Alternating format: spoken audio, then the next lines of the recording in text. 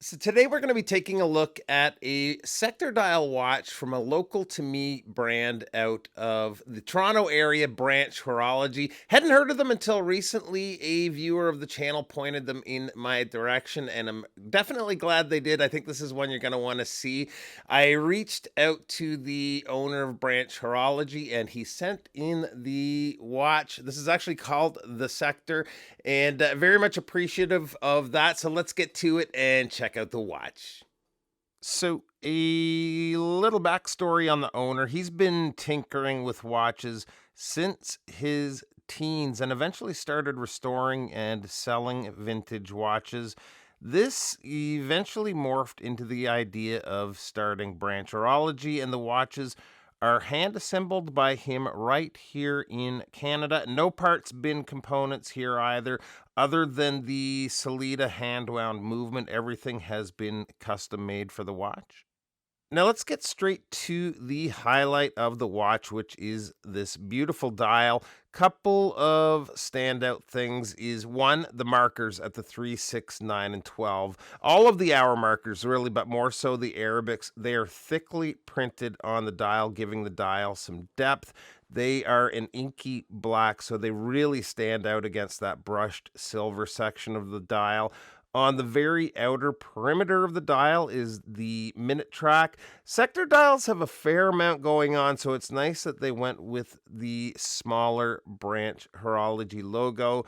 The center part of the dial is a matte silver with those thin crosshairs. Overall, it's a beautiful dial, and the icing on the cake is the blued handset, especially the hour and minute hands. Very easy on the eyes and also quite functional and easy to read. The case on the watch is mostly brushed other than the bezel. The finish work looks great. The crown is unsigned, and so is the sterile case back. In a way, I wouldn't have minded a display case back.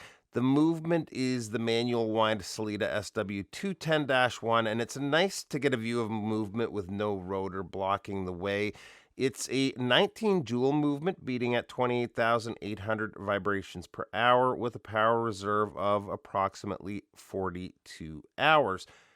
The winding action feels good. And even though it's a bit of a thinner crown, gripping it to wind and set the time hasn't been a problem at all. Size on the watch comes in at 36.5 millimeters. I felt that it wore larger than that, but that's the measurement I'm getting. The lug to lug is 43 millimeters. Lug opening is an odd sized 19 millimeters, which is somewhat of a negative. Most of my own straps are 20s and 22s, so less selection without going out and buying new straps. The thickness on the watch is 10.9 millimeters, including the domed crystal, which I meant to mention earlier. This is an acrylic crystal.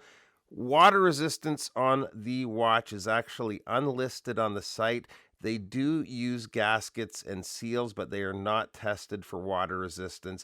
Kind of wish they had a number, even 30 meters or something, but the owner tells me you'd be safe with splashes, rain, washing your hands, that sort of thing.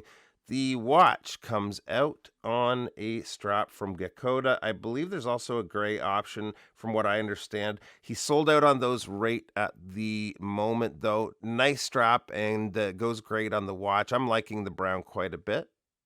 And here it is on my 7 1/4 inch wrist. And yep, awesome watch. Not very often you see sector dial watches, but they definitely did it right. Cool watch and a fun one to wear with lots of little details to take in. Cost for one of these is 1,049 Canadian dollars, which is right around 770 USD. They sell quite fast, and you might see it listed as sold out on their site. If you do reach out directly, the owner is sometimes building these as orders come in, and there's usually about a week wait for that to happen. Link to where you can find these will be below. Appreciate you taking a few minutes to stop by, and we'll see you real soon. Bye bye.